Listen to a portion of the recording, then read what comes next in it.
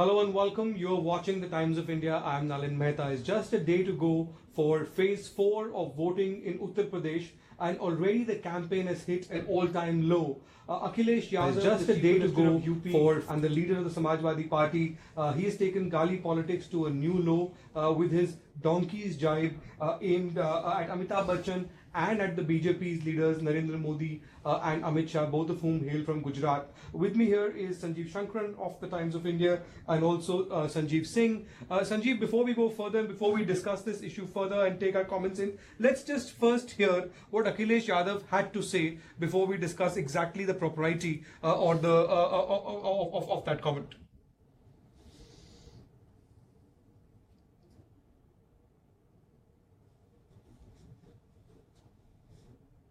So, करेंगे कि अब आप गुजरात के गधों का प्रचार मत करिए, और जिन्होंने ऐड देखा होगा वो जानते होंगे। बताओ, कहीं गधों का भी प्रचार होता है क्या? अगर गधों का प्रचार होने लगा तो कैसे काम चलेगा? Sanjeev, that's a rather tasteless comment there from the Chief Minister of UP on Narendra Modi. What do you make of that? And if you can show us also the actual ad that he was referring to here. You see, the problem is that as we move into fourth phases a day after tomorrow. This is sort of a campaign that the campaign that we are seeing in the elections, it's just hotting up so much that perhaps the frustrations of all these political leaders are coming out. But that jibe of Gujarat, gadhon ka prachar ho raha hai, they're being campaigned for. Let's actually have a look at what the whole thing is all about and where it all started. This is a Gujarat tourism ad put out by the government of Gujarat, featuring Amitabh Bachchan, the man Akhilesh called is Sadi ke sabse bade mahanayak. And this is about the wild asses of Gujarat. And let's just see what the ad says, and before we make a value judgment. Yeah. So basically, this was a part of the campaign called Khushbu Gujarat. Okay. A total of 22 videos or these promo films were made, and only one was made on the wild asses, which are only found in this particular region of. It's a pretty rare breed, isn't it? Yes. Yeah, and very specific to Gujarat. Yeah, and this campaign also won the best campaign award for the year 2011. Okay. Let's just play this. Yeah. तो बिल्कुल बुरा मत मानिएगा, बल्कि उसे thank you बोलिएगा। मैं बताता हूँ। Thank you. Just queuing it back from the beginning, yeah. So yeah, here it is. अगली बार कोई आपको गधा कहे, तो बिल्कुल बुरा मत मानिएगा, बल्कि उसे थैंक यू बोलिएगा। मैं बताता हूँ। गुजरात का सरताज इंडियन वाइल्ड एस, ये जनाब पूरी दुनिया में सिर्फ यही मिलेंगे। अहमदाबाद से 1.5 घंटा दूर गुजरात की वाइल्ड एस सेंचुरी में। महीनों हो गए इनको नहाए हुए, मगर दिखते हैं एकदम नीट एंड क्लीन। ये वो शहर वाला गधा नहीं है जो सड़क पर खड़ा कोई गहरी बात सोचता रहता है। इसके पास खड़े होने और सोचने की फुर्सत कहाँ? 70 किलोमीटर प्रति घंटे की रफ्तार से भागते हैं ये भाई साहब। बड़ा हैंडसम जानवर है, सर्वगुण संपन्न, एक ऐसा गधा जो सारे गधों का नाम रोशन कर रहा है। ऐसे 4500 हैं यहाँ और खूब फल फूल रहे हैं गुजरात के आने में। तो याद रहे, गधा कोई गाली नहीं, तारीफ की थाली है। यहाँ खुशबू है वाइल्ड लाइफ की, उनकी देखभाल की। यहाँ खुशबू है गुजरात की। टिकट कटवा लो, दूरबीन रख लो हाथ में, अब कुछ दिन गुजारो गुजरात में। Actually, it's quite a good ad. It's a brilliant ad, and the way he said "Gadha, बहुत handsome gadha hai," and it's a very beautifully made ad, and it's about a rare animal found only in Gujarat. And I think taking this up in the way that, and taking it in this kind of political tutu mehmai takes the level of the debate a bit down. Yeah, and I think perhaps Akhilesh should have done more homework and be more nature friendly, if we can say that, because they are not your average donkeys that you see. Their height is almost about 4 feet and they're about 6 feet long. And as he said, they can run up till about 70 kilometers. Let me bring in Sanjeev Shankran into this debate. Sanjeev, you've been watching this. This is beyond parochialism, beyond this Gujarat and UP debate, and beyond the wild asses in particular. Are you seeing a new low in the campaign rhetoric this time? Not particularly, because the experience in other states too has been that generally when the campaign is or when the contest is very tight, and when personalities play an oversized role in the campaign, you eventually end up with rhetoric like this. It's to that extent, it's not an unusual. It's a tasteless remark, but it's not unusual, because this is the way most campaigns go in a close contest. Right. Sanjeev, we have some more, we have a lot of political reactions coming in thick and fast. We have Lalu Prasad Yadav responding to this as well, and others. I mean, what do you have for us? Yeah, before we show you what Lalu Prasad had to say, Richa Singh has sent us a comment that, the problem is rather than telling how good they are as a candidate, they stoop to the level and let others down. It shows their insecurities. We'll play what... On this issue, Sanjeev, before you go into the video, Lalita Ravishankar says the donkey bar will have the same effect as Sonia's comment of Maut ke Saudagar had in Gujarat on Narendra Modi. Well, that could... we'll have to wait and see how that plays out, because that was one of those remarks in which, Congress, the campaign just went down in Gujarat in 2007. Let's just play what Lalu Prasad Yadav had to say on this issue. प्रधानमंत्री below belt बात कर रहे हैं लगातार, इतना ओछी बात करने सारा लोग नापसंद कर दिया। ये आदमी जैसे सियार करता है उसी तरह से पैर जब उखड़ गया है इनका, अपने कारणों से जा रहे हैं नोटबंदी करके, सारा सब बाग दिखा के झांसा में लेके लोगों को वोट ले लिया और देश को धोखा दिया, ठेंगा दिखा दिया। और उत्तर प्रदेश ये सब कम्युनलाइज करना चाहता है सोसाइटी में। So Sanjeev, just to put this in context, Lalu Yadav, of course, was speaking in the context of the comments made by Narendra Modi before Akhilesh Yadav's statement yesterday, when he talked about of equality between the Shamshan and let's play that also. Let's for play you. that to see what Modi himself has been saying. हमने ये नहीं पूछा कि भाई मोदी बनारस का MP है तो बनारस वालों को ही मिलेगा। जी नहीं, उत्तर प्रदेश के हर कोने में समान रूप से मिलेगा। हमने ये नहीं कहा अन्याय की जड़ों में भेदभाव है। आप मुझे बताइए, भेदभाव है कि नहीं है? भेदभाव है कि नहीं है? मैं तो हैरान हूं साहब। दलित को पूछो तो वो कहता है मुझे हक का नहीं दे रहे हैं, ओबीसी वाले ले जाते हैं। ओबीसी वालों को पूछो तो बोले मेरे हक का नहीं देते, वो सिर्फ यादव को दे देते हैं। यादव को पूछो कि बोलो साहब उनके परिवार से जो जुड़े हैं सिर्फ उन्हीं को मिलता है, बाकी सब मुसलमानों को चला जाता है, यादव को भी नहीं मिलता है। हर कोई शिकायत कर रहा है। भाइयों बहनों, ये भेदभाव नहीं चल सकता है। जिसका भी हक है, किसी भी माता की कोख से पैदा हुआ है, हर किसी को उसके हक का मिलना चाहिए। ये सबका साथ सबका विकास होता है और भारतीय जनता पार्टी उस पर चलती है। भाइयों बहनों, गांव में अगर कब्रिस्तान बनता है तो गांव में स्मशान भी बनना चाहिए। अगर रमजान में बिजली मिलती है तो दिवाली में भी बिजली मिलनी चाहिए। अगर होली पे बिजली मिलती है तो ईद पर भी बिजली मिलनी चाहिए। So that was the basic comment to which Lalu Prasad was responding.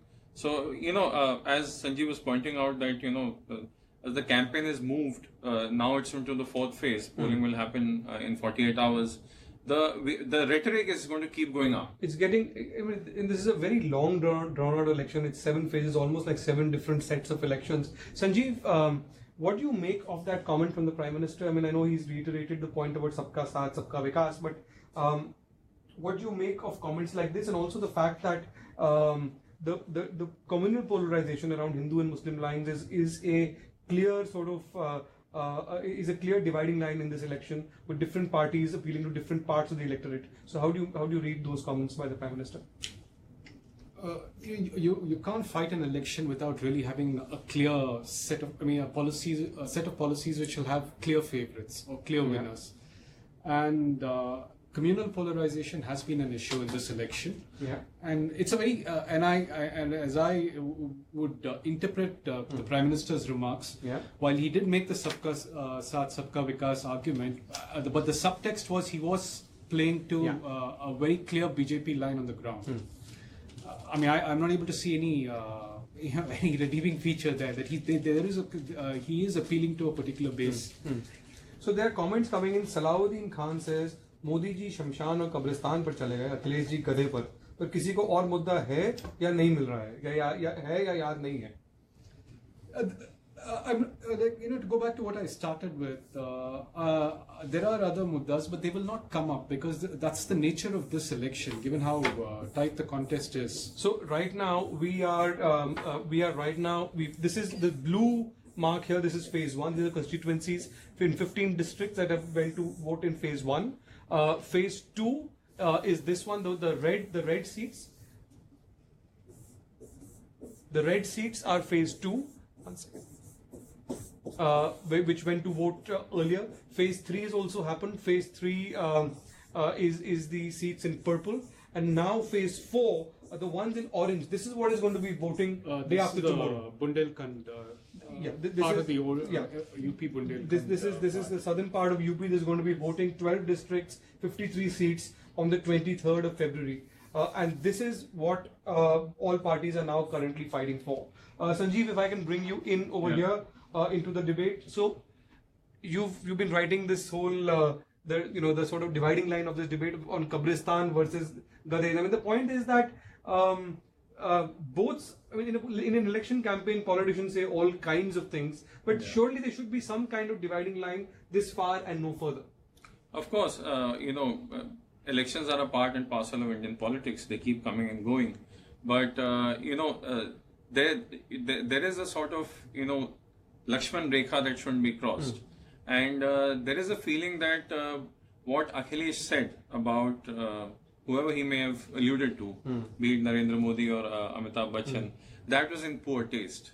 He could have easily criticized them in a more dignified manner. And similarly, if you talk about Narendra Modi, that's been his style, a pro-Hindu style, where you try and somehow play on the insecurities of the majority community and say these things. So, as we heard Narendra Modi say, he spoke about Kabristan, and then in the end he said that ki agar Holi pe aati hai to fir Eid par bhi aani chahiye. So he tried to balance it there, but the message was loud and clear that as the election progresses down towards eastern UP, we are going to see sort of a more strident pro-Hindutva agenda of the BJP. And this is something we saw in Bihar as well earlier.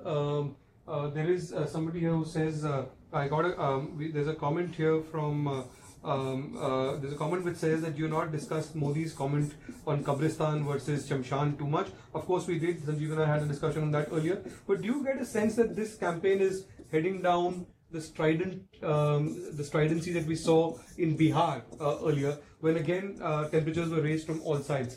Sanjeev, if I can. I think it will head there. In the last, by the time we finish, I'm sure we'll have more such comments, because remember, most of the star campaigners are not particularly known for being very dignified in their approach, because Modi doesn't have a particularly good record here. I don't know if you remember the comment he made a few years ago about 50 crore girlfriend, which went down badly. And Akhilesh has also, neither Rahul Gandhi nor Akhilesh have been. Rahul Gandhi has been making rather strident comments against Narendra Modi and the BJP as well. Yeah, so my sense is by the time we finish, we'll have a few more comments of this nature, and neither is Lalu Prasad, who's been campaigning on and off, renowned for being particularly dignified in his approach. Lalu, of course, is not really a factor in UP, although he is a sort of a roving campaigner. A roving campaigner, a bite giver at large. But he has just campaigned for SP Congress in Amethi and Raebareli. So, Sanjeev, in terms of Vinod Vijayan sends in a comment, he says UP is all about caste, and that this thing about caste versus communalism. I mean, there is this sense that if the Hindu, I mean, it's either going to be Hindu vote or it's going to be divided, or it's going to be a normal election divided along caste lines. So, how do you see this panning out? Well, the first 2-3 phases one would have thought that there would be a lot of polarization happening, but that didn't happen. And also the fact that the demographics are different in Western UP compared to Eastern UP. Yeah. In Western UP, the concentration of the minority community is much higher, closer to 30%. But when you move downwards, eastwards, it's closer to about 18 to 19%. But we'll just take in a few comments. Urmila Dwivedi says, bad people adopt bad ways. Kausar Malik has said that Modi has crossed all limits, talking about Eid, Diwali, graveyard and Shamshan. By the way, on that, the statistics from the UP Power, they say that actually there was more power which was consumed and it was supplied on Diwali than it was on Ramzan. So, those are UP government statistics. It's almost like, when the BJP MP Hukum Singh spoke about Hindu exodus in Kairana. Yeah. And when, you actually went down and you got the report, we got to know that it was over a period of X number of years when people migrated. And it was not because of a Hindu-Muslim issue. It was basically a law and order issue that happened. Chindat Srikumar says, all against one, as there is no other way of stopping BJP's march, play caste politics. Raghavendra Pratap Singh says, without playing caste lines, no one is going to win. Achlesh Mishra, they are not hurting the sentiment of one or other, but hurting the sentiment of all Indians. I think he has a point there. The fact that, either of the two, campaigns or the sort of statements that have made, they're actually hurting the social fabric of the country. So let me bring Sanjeev Shankaran in here. Sanjeev, while we discuss the sort of political rhetoric and the sort of below the belt hitting by politicians across party lines, the most important thing on which this election is being fought, or at least it ought to be fought on, is the question of jobs, the question of development. And where does UP rank on development indicators right now? I mean, generally speaking, and have things improved economically or not under the Samajwadi Party regime? Your sense of that? If you were to look at composite development indicators, UP ranks fairly low in India. Yeah. But again, you need to look at UP in the context of Bihar, Madhya Pradesh also, because these are three states which do pretty badly, and Orissa. Yes, there has been some improvement under Samajwadi Party, but it's a question of perception. I mean, is that improvement adequate? I mean, for instance, we would say that yes, India has grown since Narendra Modi government has come to power, but has it grown fast enough? Have enough new jobs been created? You see, that's where you'll find the difference of opinion coming in. So, while you were talking, Sanjeev Singh has been scribbling something else on a new whiteboard, level of the campaign in UP. Sanjeev, as you write, jot down a few points, there are comments coming in from Pirzada Jilani, who asks, where is the Election Commission?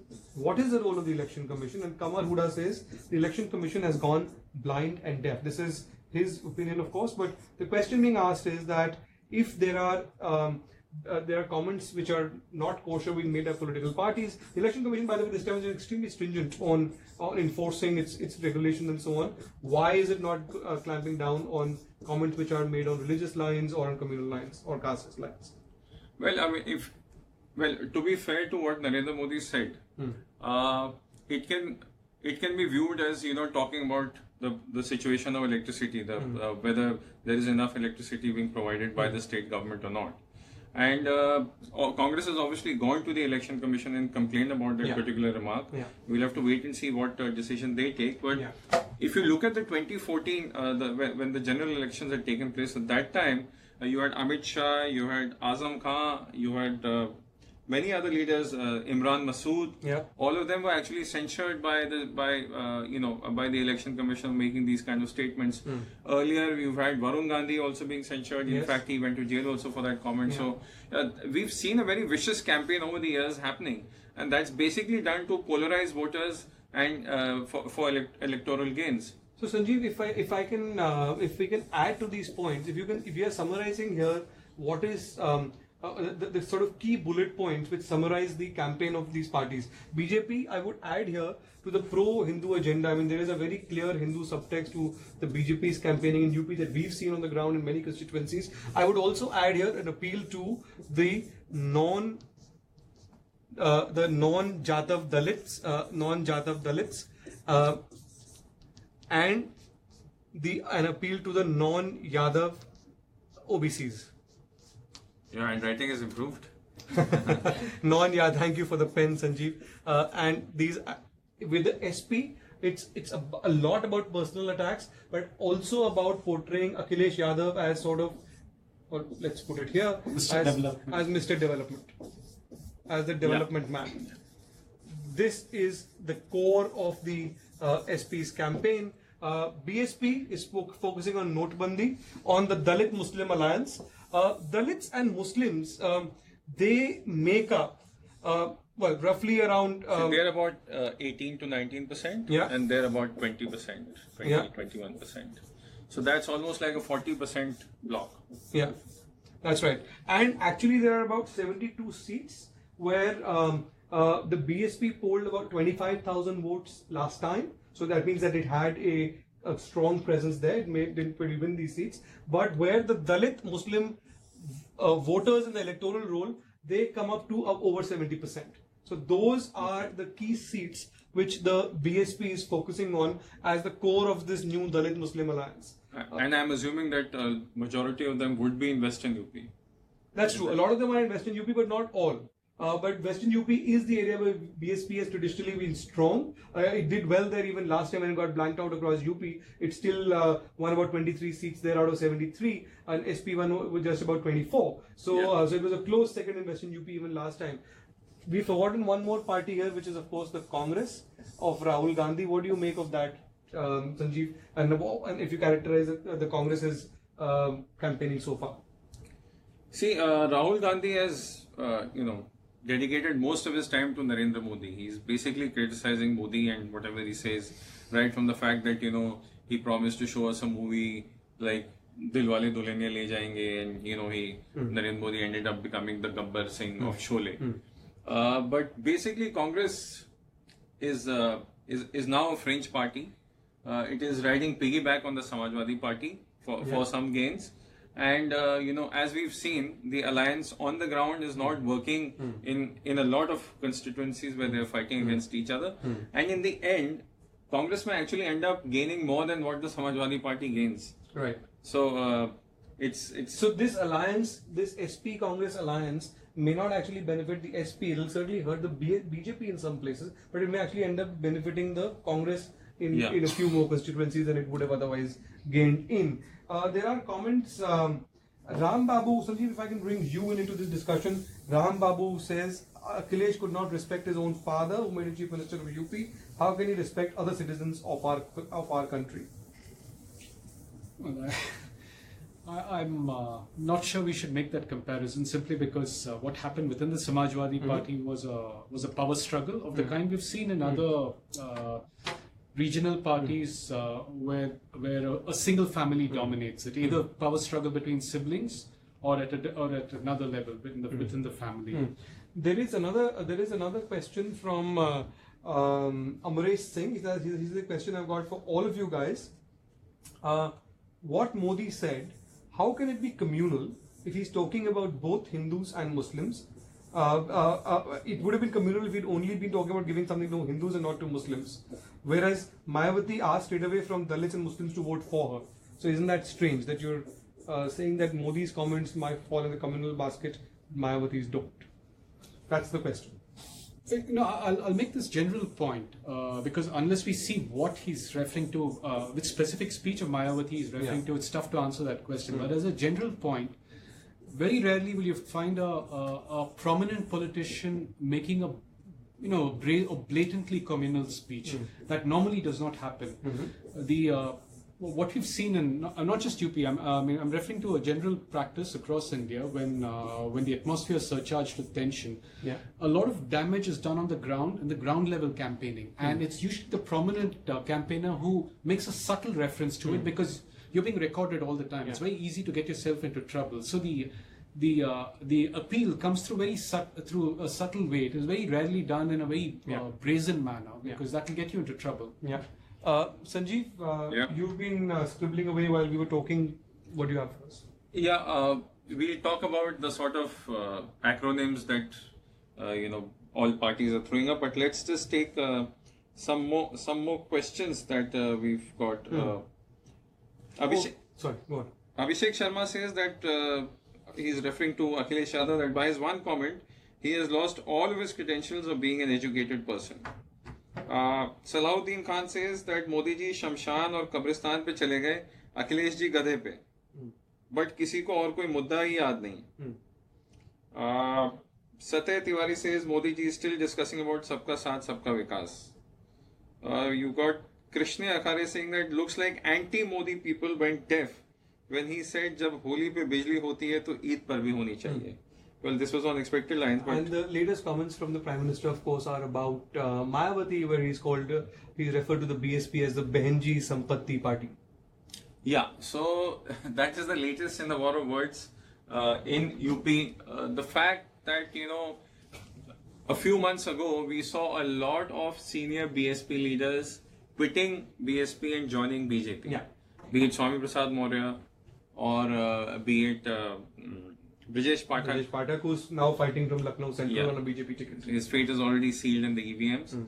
So, and the basic grouse that all these leaders had, they claimed that, Mayawati wanted money and she was asking for more money for tickets and all that, and that's why they left. That's the allegation. Yeah, so that is one issue that, BJP is trying to rake up against them. And Mayawati responded by saying that, Namo, in fact, Narendra Damodar Das Modi, NDM, she broke it down into negative Dalit mind. That it's a Manuwadi party and it's been anti-Dalits. So the war of words obviously is going to continue, and this is perhaps, now with the election headed into the second leg of polling, we are going to perhaps see more of these utterances coming from political parties. Yeah. Sanjeev, Zainul Haq says, I have a question. Why hasn't Mr. Modi not spoken anything on what he had promised to do in Varanasi, and what has he delivered? Example, the village he adopted. He promised something as an MP. Yeah. We need to keep in mind we're really talking Absolutely. about an assembly election for the entire state. Yeah. So I'm not sure to what extent that will actually work in terms of a campaign where he's trying to bring a BJP government to cover the entire state. Yeah.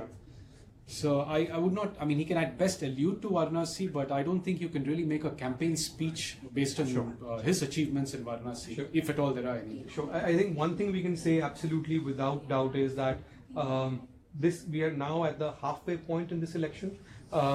This is the kind of tutu meme we are saying is sort of par for the course. We've seen similar stuff in Bihar before that, in other elections before that as well. So this will probably get a little bit worse as we go along until the 7th phase, and because a lot is riding on the results of the UP Assembly election for everybody. For the BJP, it's a prestige contest. For Samajwadi Party, it's about for Akhilesh retaining his legacy. For Congress, it's just about somehow remaining relevant. And for Mayawati, it's a fight for survival as well. Yes, and I think we will see a lot more negative comments. We will see some of the prominent campaigners taking fairly big risks and getting themselves into trouble with the Election Commission as we reach the last phase. They'll take the risks by then. Yeah. Sanjeev, we'll take a last question, comments from you, and then we'll close. Actually, Abhay Koradia wants an answer. He wants to know whether, note ban is going to be an issue in this election, and is it going to harm the BJP? Sanjeev, what is your take on this? Yeah, without actually having traveled in UP, my assumption would be that at least in some parts, it would be a negative because it would have affected the rural economy and the informal sector in parts of UP fairly badly. So I will say, Sanjeev, that we've just come back traveling through a number of constituencies in UP. Sanjeev and I both traveled down across Amethi, Raebareli, Kunda, Pratapgarh, Lucknow. Our sense on the ground was that Notebandi is not as big an issue as it looks like in Delhi, in the sense that it is an issue. However, but it's not the defining issue of this campaign. Yeah. And a lot of people might have felt inconvenienced by it, but we didn't get the sense, at least and that's my view, I didn't get the sense that it is the issue on which they are voting on. Right. And also, and this was more pronounced the lower down the economic order you go.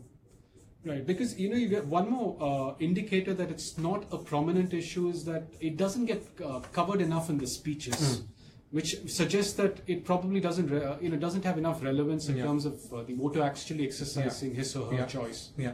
I mean, my sense is this is an election that's being fought on local issues, local candidates, and those issues are very important. Notebandi was the subtext to this campaign in many ways, but is not the defining issue or even one of the most important issues. It's not what people are voting on. So, regardless of what the outcome is, we shouldn't see this as a referendum on this. I think it'll be tempting for opinion makers in Delhi and for politicians to jump on that conclusion. If the BJP wins the election or it's the single largest party, that's what the BJP will claim. If it loses, that's what the opposition will claim is because of Notebandi. But I think that will be missing the wood for the trees because this is a state election being fought on local issues, much as political parties may pretend otherwise or say otherwise in their rhetoric. Sanjeev, yeah. We'll take a few questions after Abhay. Arshad is saying that is sabka saath sabka vikas a jumla. Rajendra has asked that why is everyone indulging in polarization politics, and Shobit says that people should talk about views and vision for the nation rather than talking about Hindu Muslim. Right. There is a person called Vikram Guru Prabhakaran who says that guy always scribbles on the board. I have to scribble, otherwise we need to get all your comments on board. So Ishaq Dar has an interesting question. He's asking, elections are widening the gap amongst communities in UP. What do you think? So on that count, I think this seems to be compared to 2014, which at least in UP was there was a subliminal level of polarization on religious grounds in many constituencies in UP in 2014. This time, at least the sense that I think, and correct me if I'm wrong, at least the sense that I got when we traveled across UP, Sanjeev, was that this time there is a significant level of polarization among the Muslim vote. I don't see or sense a similar amount of polarization in the Hindu vote comparable to 2014, which remember had happened after the riots in parts of UP. So this is much more of a normal election where development issues are in the forefront, much as other parties try to vitiate the atmosphere. Yeah, because 2014 was a different election. It was all about one person, Narendra Modi. But this time, it's more. Narendra Modi is also a factor in the election, but the fact is that he's not going to be chief minister of UP. Yeah. So that is. BJP doesn't have a chief ministerial face. Yeah. So it's actually it's such a situation for BJP where they need Narendra Modi because he has that star appeal, and if they had announced someone as a chief ministerial candidate, then perhaps they would have not been able to use Modi properly. Right. So on that note, we'll take a break. One thing is certain: in 2014, the BJP won 42% of the vote share in UP. The question is, can it retain that level of support, or has its support come down, and to what level has it come down to, if it has come down? And that pretty much will decide not only the fate of UP, but also will have huge political ramifications for political dynamics in Delhi with the central government and the Narendra Modi regime. Keep watching the Times of India for live updates.